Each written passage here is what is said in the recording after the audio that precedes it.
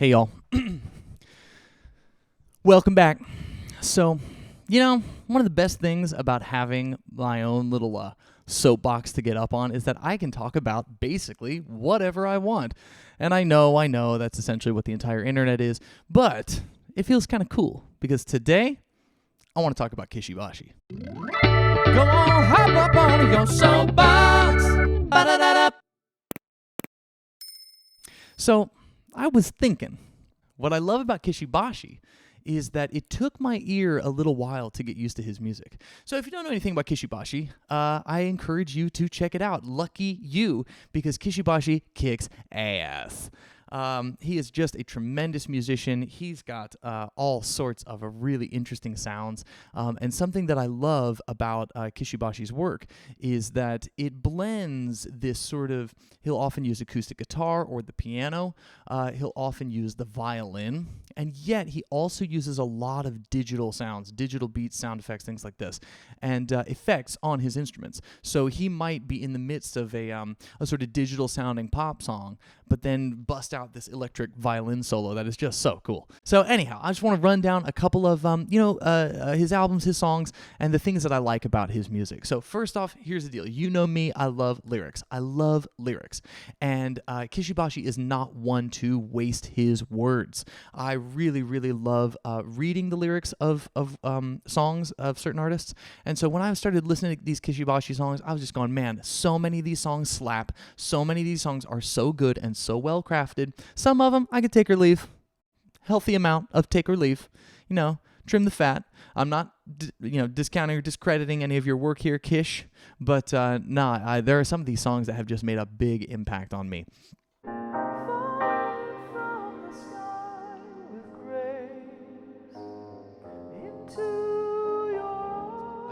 A number of people, their first exposure to Kishi Bashi was in Rick and Morty. So in a Rick and Morty episode, season 5, episode 3, I think it's called a Rick Convenient Morty. Anyway, you hear this wonderful song by Kishi Bashi. It's this, who are you, who am I to you? I am the Antichrist to you. Falling from the sky with grace into your arms raise. He has this beautiful use of his what's called the falsetto, the higher range of the male voice, and he controls it just magnificently.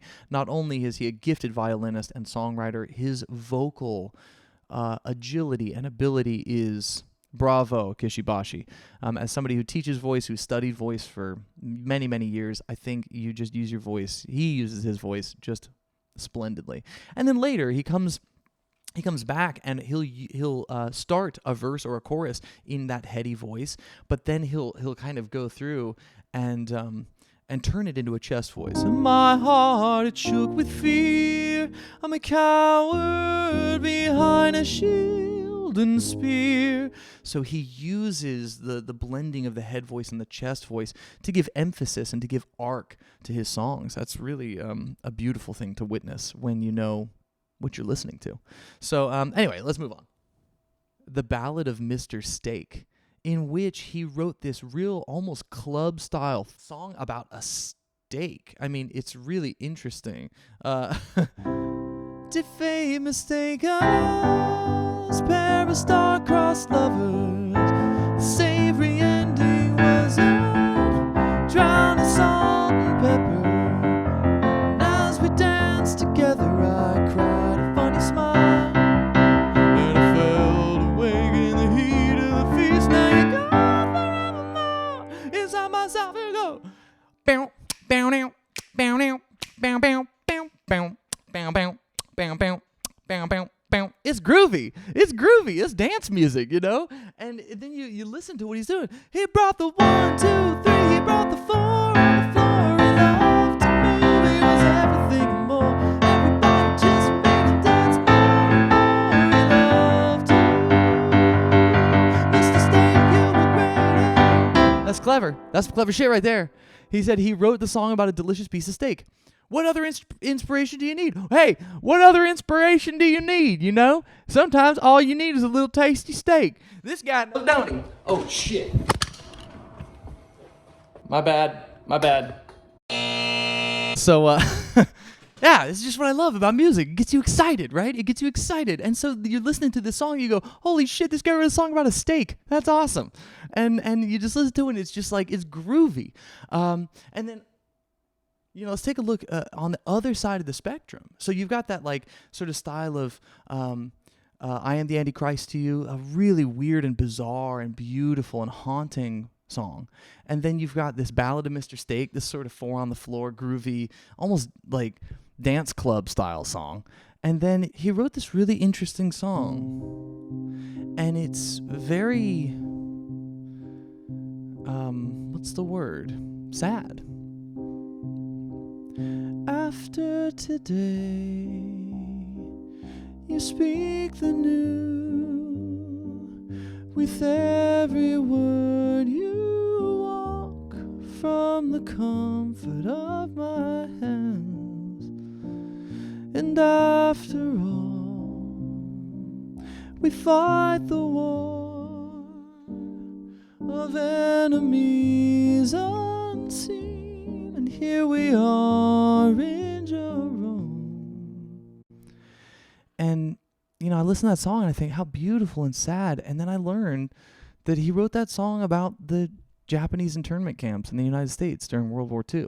There were a number of Japanese internment camps in World War II in the United States. And while a lot of the attention was being focused on what was happening in Europe, we were committing our own atrocities to American people and Japanese visitors, immigrants, here at home.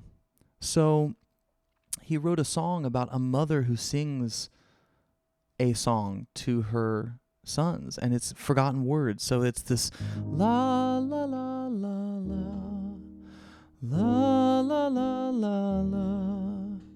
And he even put some Japanese in there. I mean, it's really a wonderful listen, and it'll break your heart. And I love this. I love when an artist can have like a groovy dance, fun song about a piece of steak, and then turn around and hit you with a piece of heartbreaking history that's tied to his lineage. So to me, that's when somebody is not just a singer or a songwriter. To me, that is when they're an artist. Oh my God, Honeybody. You gotta listen to Honeybody. Oh, Honeybody, what you doing someday? Maybe sipping a Coca-Cola with me, babe. Oh no, Honeybody. It's a great tune. And Coca-Cola, ATL. Drink your Coke today. Actually, don't. It's fucking poison. I hope it sounds good, Doug. Doug, where you going? This beautiful song that he wrote called Manchester. Wrote me a book, hid the last page, I didn't even look. Think I locked it in a cage, wrote a novel, 'cause everybody likes to read a novel. Oh hello, will you be mine? I haven't felt this alive in a long time. All the streets are warm today. Hey, read the signs. Haven't felt this in love in a long time.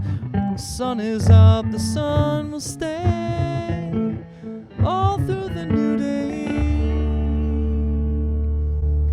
So when I listen to Kishi Bashi's live album, that's when my heart just starts to ring. Because he wrote string quartet arrangements of each of the songs on that album. And it's like Manchester and Genesis, him and her, and it's got, what else is on there? Ballad of Mr. Steak is on there. He's got a number of awesome, Atticus in the Desert, in Fantasia, I Am the Antichrist. He's got a number of awesome songs that he then arranged. I think he wrote out the string arrangements. This is what kind of musician this dude is. And then he got up there and he conducted it. unbelievable. He's also singing it. He's doing some of the solos. He incorporates things like electric banjo. I mean, really, really cool. I think he is just making music that is fun, music that is rapturous and beautiful. And go and listen to that live album, even if it's your first exposure to it. But I love that in that Manchester song, it's quite different from the recording, and you hear these wonderful pizzicato sections. Dum dum dum dum dum dum dum dum dum dum dum dum.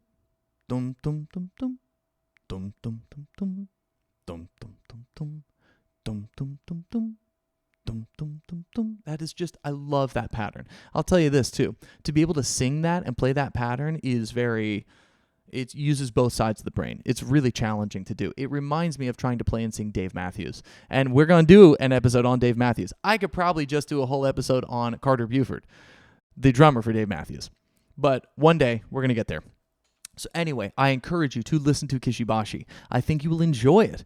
And, you can comment if you want. You can go and tell everyone if you like it or don't. I hope you do like it. But if you don't, tough. Damn!